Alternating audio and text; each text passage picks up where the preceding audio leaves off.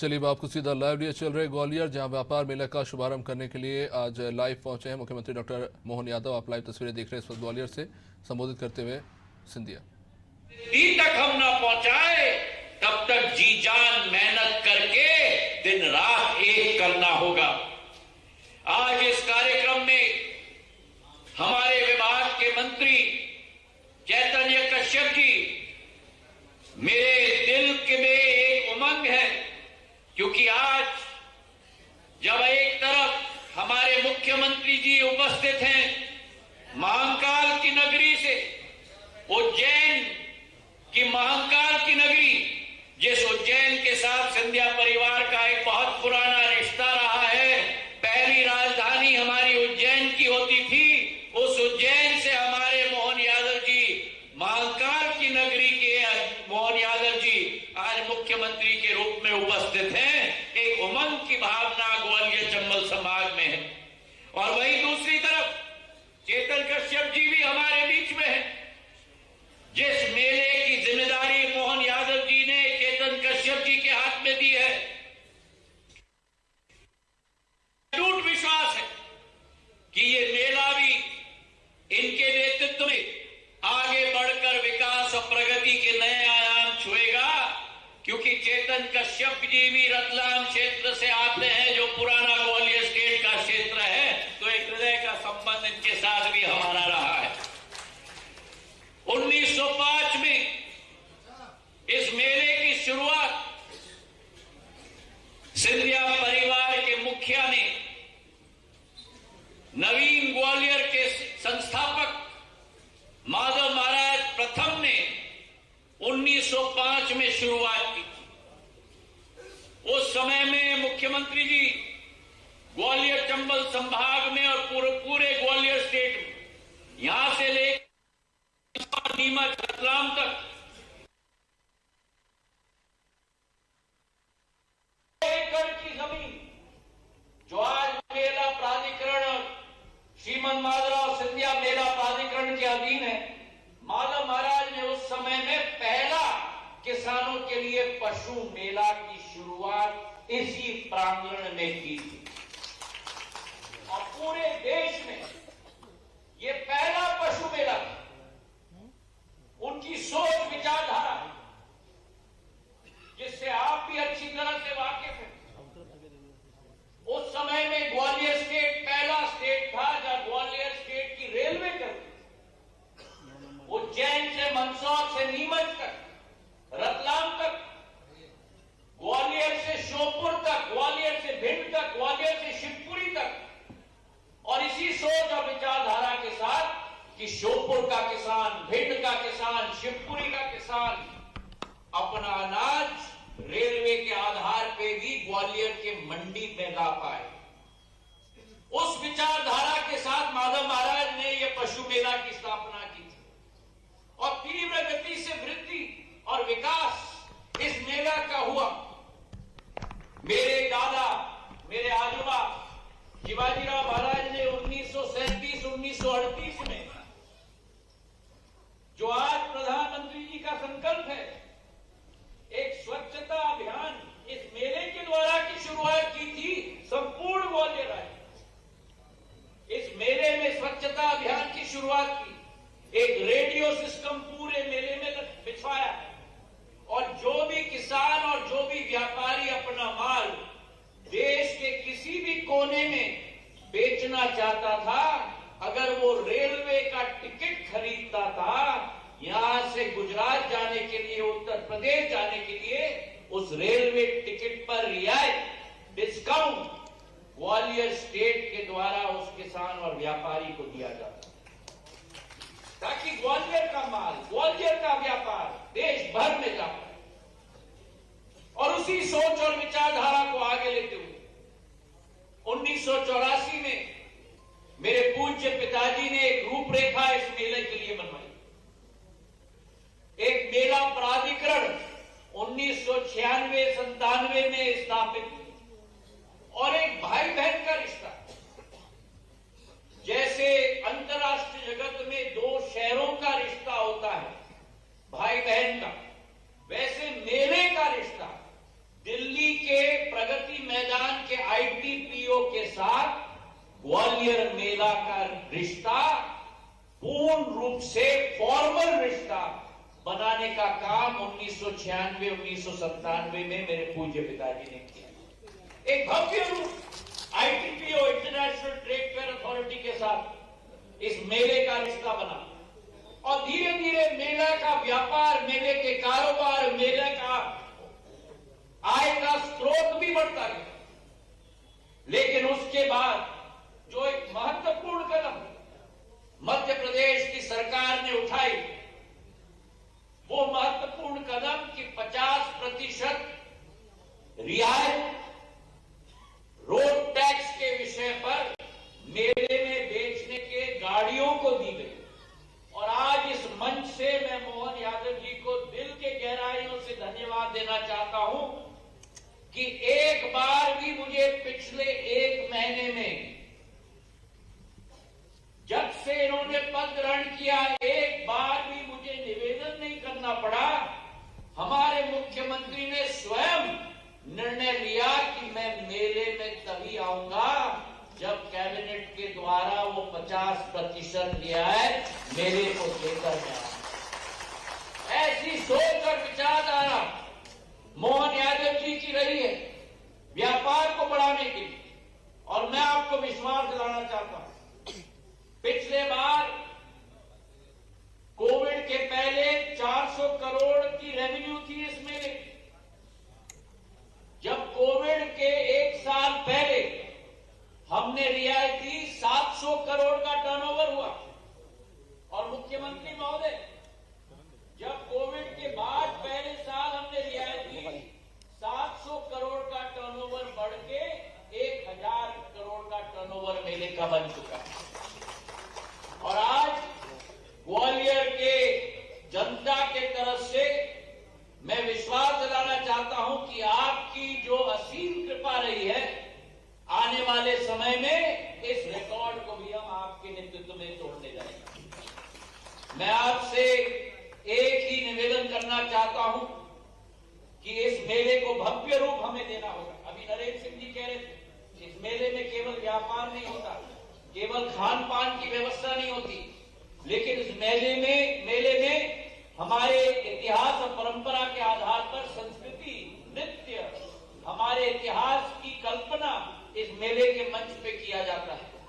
मैं आपके द्वारा और चेतन जी को भी निवेदन करना चाहता हूं कि अगले वर्ष भव्य रूप से राष्ट्रीय स्तर के हमारे कलाकारों को हमें यहाँ आकर्षित करना चाहिए, ताकि एक रंगमंच भी ये बने। ग्वालियर चंबल संभाग राजा मान सिंह तोमर की नगरी है, संगीत विश्वविद्यालय है, तो आपके दिल के बहुत करीब है मुख्यमंत्री जी। एक भव्य सांस्कृतिक रूप भी इस मेले को हम दे पाए। इन्हीं शब्दों के साथ आप आज हमारे बीच में आए, दिल के गहराइयों से आपको बहुत बहुत धन्यवाद। जय हिंद, जय भारत। बहुत बहुत धन्यवाद आदरणीय। ग्वालियर मेला एक मेला नहीं है, अपितु इस तपोभूमि की एक दीर्घकालीन परंपरा है, संस्कृति है, संस्कार है, लोकोत्सव है, सामाजिक नीति है। ग्वालियर चंबल अंचल का निवास है, उत्साह, उल्लास और हर्ष की अभिव्यक्ति का एक माध्यम है, देशज कलाओं के प्रशिक्षण का मंच है, सामाजिक संरचना का एक सशक्त स्नेह बंध है, प्रेम, अनुराग, भाईचारा, सहयोग, सरोकार, सामंजस्य जैसे मानवीय एवं सामाजिक जीवन मूल्यों का पोषक उत्सव है। इस मेले के शुभारंभ के अवसर पर माननीय मुख्यमंत्री जी यहाँ उपस्थित हैं। उनके आशीर्वचन के लिए मैं आप लोगों से अनुरोध करता हूँ, जोरदार तालियों से हम अपने मुख्यमंत्री जी को आमंत्रित करें। माननीय मुख्यमंत्री जी। अरे यार मोबाइल थोड़ा नीचे करो यार, थोड़ा नीचे कर लो मोबाइल। मेरे साथ सभी बोलिए, महाकाल महाराज की। क्योंकि महाकाल महाराज से महाराज ने कहा है कि हमारी पूर्व रियासत का संबंध है। पहले प्रारंभ में हमारे महाजी महाराज साहब ने उज्जैन में राजधानी बनाई थी। 1812 में राजधानी ग्वालियर आई। तो मूल रूप से का रिश्ता आपसे है। जोरदार तालियां हो जाए माधव जी महाराज साहब के नाम से, जिनने इस मेले की शुरुआत की। और मैं ये स्मरण कराना चाहूंगा कि माधव महाराज साहब ने उज्जैन का भी वर्तमान का जो स्वरूप है उसको बदलने में जिस किसी का बड़ा योगदान है तो वो माधव महाराज का योगदान है। मैं उनको स्मरण करता हूं और महाजी महाराज साहब को भी स्मरण करना चाहता हूं, जो वर्तमान का हमारा महाकाल मंदिर है, जिसको नया महाकाल कहते हैं, उसके पहले का पास का जूना महाकाल, और उज्जैन के सभी देवस्थान, जितने देवस्थान हैं, वो सारे के सारे देवस्थान जो मुगल काल में तोड़े गए थे, इल्तुतमिश के समय तोड़े गए थे, स्कंद पुराण के अवंती खंड के हिसाब से जो जहां जहां स्थापित है, वो सारे के सारे देवस्थान पुनर्स्थापित करके पुनर्प्राण प्रतिष्ठा का अभियान चला करके उज्जैन को गौरवान्वित करने का प्रयास अगर किसी ने किया है तो महाजी महाराज साहब के समय हुआ था। ये हमारा उस समय का गौरवशाली पक्ष है। और 20वीं शताब्दी का उज्जैन का फ्रीगंज, उज्जैन का माधव कॉलेज, उज्जैन का हॉस्पिटल, उज्जैन के सभी प्रकार के विकास के काम अगर किसी ने किए हैं और उज्जैन का मेला भी स्थापित करने का प्रयास किया तो माधव महाराज साहब ने ही किया है, जिनके माध्यम से उज्जैन का वर्तमान का अलग रूप दिखाई देता है। और उज्जैन में ही ऐसी जेड अब अपना नए सिरे से हमारे यहाँ फ्रीगंज बोलते हैं, जिसको कस्टम फ्री करके व्यापार व्यवसाय को बढ़ाने के लिए किस प्रकार से व्यापार व्यवसाय बढ़ते हैं, तो वो ऐसी जेड जिसको कस्टम फ्री करके फ्रीगंज का हिस्सा बनाया था। कोई भी आए, कहीं से भी आए, व्यापार व्यवसाय करे, उसको चुंगी नाका फ्री रहता है और प्लाट भी फ्री में दिए गए। कमोबेश उसी समय यह मेला भी प्रारंभ हुआ। मुझे इस बात की प्रसन्नता है, हमारी संस्कृति में इन सारी बातों का अलग ही महत्व है। आप अकेले उपवास करो तो व्रत, बहनों को याद होगा, भाइयों को भी याद होगा, और आप सामूहिक रूप से उपवास करो तो वो पर्व हो जाता है। एकादशी पर्व, नवरात्रि पर्व, नवरात्रि के अलावा जो भी सामूहिक रूप से और जैसे आनंद के खाने को मिले वो हमारे त्योहार हो जाते हैं। दिवाली, दशहरा, ये सारे त्योहार हमें कभी कभी जो नहीं समझते वो व्रत और त्योहार और पर्व में तालमेल कर देते हैं। ये अंतर अलग अलग है। दोबारा बोलता हूं, अकेले करो तो व्रत, सामूहिक रूप से उपवास करो तो पर्व, और जिसका आनंद मिले दिवाली, होली, हमारे दशहरे, जिसमें भोजन मिले और भोजन के ऊपर कोई प्रतिबंध नहीं हो, आनंद के साथ मना, वो त्योहार हो जाते हैं। इन त्योहार की संस्कृति वाले हम लोग जाने जाते हैं। इस संस्कृति के माध्यम से सनातन संस्कृति को समझाने के लिए हमारे यहाँ मेला संस्कृति भी है। अब मेला संस्कृति, ये मेला संस्कृति हमारी सभी प्रकार की कला संस्कृति, भगवान कृष्ण ने तो उज्जैन में 64 कला, 14 विद्या, व्यक्ति का परिपूर्ण विकास करने के लिए क्या क्या शिक्षा में है वो सारी चीज को जोड़ा है। और उन सारी शिक्षाओं की लघु रूप झांकी दिखाना, तो मेले का हमारा ये सांस्कृतिक पंडाल बनता है, जिसमें कला संस्कृति सिखाते हैं और बाकी जीवन की चलने वाले चलायमान गतिविधियों के लिए सामूहिक रूप से मुद्रा का हमारे बीच में व्यापार व्यवसाय का अनुकूल माहौल बने, तो इनके भी पंडाल रख करके व्यापार व्यवसाय को बढ़ावा देने की हमारी मेला संस्कृति है। और मेले से भी हमको और आगे बढ़े, तो एक मेला हमारा हर साल व्यापार का होता है और पूरा मेला सनातन संस्कृति की अगर जय जयकार करना हो तो अगर कुंभ राशि अर्थात बृहस्पति के साथ कुंभ प्रवेश करे तो कुंभ मेले भराते हैं, और बृहस्पति के साथ सिंह राशि बने तो वो सिंहस्थ कहलाते, जो प्रत्येक 12 साल में अलग अलग नगरों के माध्यम से हमारे मेले का रूप बनता है, जिसमें हमारी संस्कृति को लगातार चलायमान रखने के लिए हमारे भविष्य के ऐसे कई अवरोध जिसको हम कह सकते हैं, आने वाले सभी बातों का विचार करके सुमार्ग पे समूचा समाज कैसे बढ़े, तो संत वृंद उस मेले का आयोजन करते हैं और समूचा समाज उसका सहभागी होता है। ऐसे प्रत्येक मेला संस्कृति के माध्यम से हमने अपने अंदर की अच्छाइयों को सामने लाने का प्रयास किया है। आज माधव महाराज जी के समय स्थापित ये मेला, बाद में शिवाजी महाराज साहब ने इसमें अलग अलग प्रकार से सहयोग दिया, और बाद में माननीय माधव महाराज जिनके माध्यम से हमारे माननीय सिंधिया जी ने उल्लेख किया है, जिनके माध्यम से अलग प्रकार का ट्रेड फेयर चला है, और इसमें एक छोटी सी पुष्पांजलि मुझे भी करने का मौका मिला कि 50% की अगर सेंटेक्स की छूट है तो क्या बुरा है, जरूर होना चाहिए। इसे हमारे कई प्रकार के टैक्स देने की छूट हो, क्योंकि ये इसके माध्यम से व्यापार व्यवसाय स्थापित करना, यही तो मोदी जी चाहते हैं। समूचे मंच के लिए जोरदार तालियां बजाओ। आज हमारे महाराज माननीय सिंधिया जी हमारे सभी के लिए, मेरे लिए तो प्रारंभ से कॉलेज के समय से आदरणीय हमारे माननीय नगर में आपके अपने नगर निगम के पार्षद के माध्यम से अपनी राजनीतिक यात्रा प्रारंभ करने वाले भारत सरकार के यशस्वी मंत्री रहे और अभी मध्य प्रदेश विधानसभा का हमारे माननीय अध्यक्ष है। जोरदार तालियां माननीय नरेंद्र सिंह जी तोमर जी के लिए बजाएं। इसी अवसर पर मौजूद मेरे अपने विद्यार्थी परिषद के वरिष्ठ और आपके अपने सुपरिचित मेरे पूर्व शिक्षा मंत्री, हमारे लिए जोरदार तालियां पवैया जी के लिए, हम सब यहाँ मंच पे विराजमान है। चेतन कश्यप की जोरदार तालियां चेतन कश्यप जी के लिए। इस अवसर पर विवेक नायक शेजवलकर जी मेरे विधानसभा अपने विधानसभा के साथी और साथी मंत्री माननीय प्रद्युम्न सिंह तोमर जी, नारायण सिंह कुशवाहा जी, इस अवसर पर प्रीतम मोदी जी और तमाम पूरा मंच, सबके लिए जोरदार तालियां बजाएं। हम सब भरा पूरा मंच लेके आए। मुझे बताया कि विजिबिलिटी कम हो रही है तो जल्दी जल्दी जाकर के हमारे बात का काम भी पूरा करना है। ऐसे कई सारे कामों को लेकर के लंबी लिस्ट लेके आया था, लेकिन आज तो मेले का आनंद, ये बात सही है, मेले की महत्ता तो माननीय नरेंद्र सिंह जी भाई साहब ने बता दी है कि मैं स्वयं महानायक के विक्रमादित्य में यहाँ इस अवसर पर मेले का आनंद लेने आया था।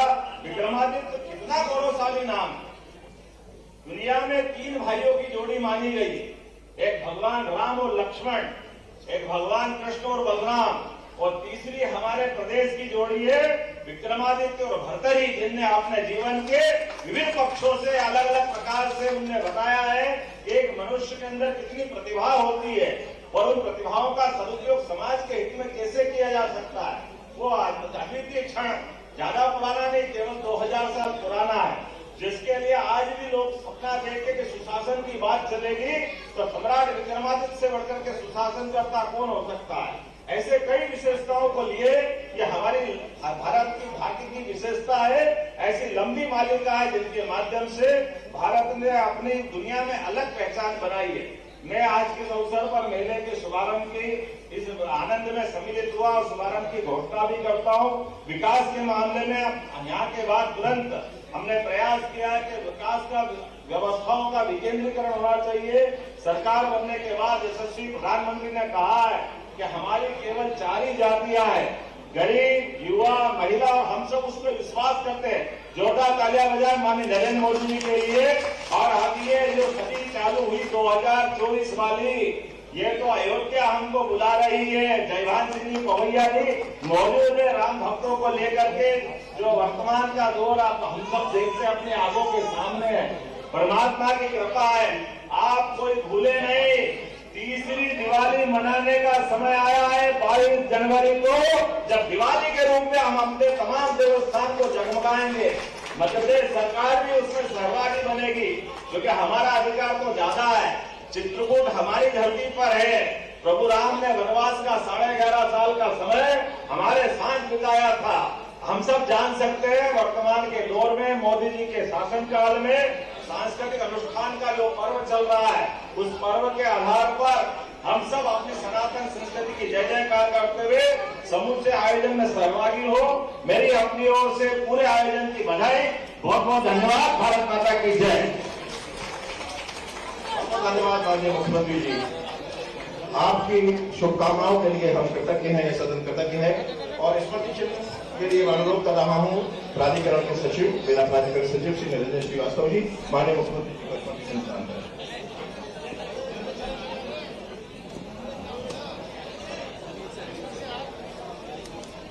बहुत बहुत आभार माननीय मुख्यमंत्री जी, माननीय कृतज्ञ जी।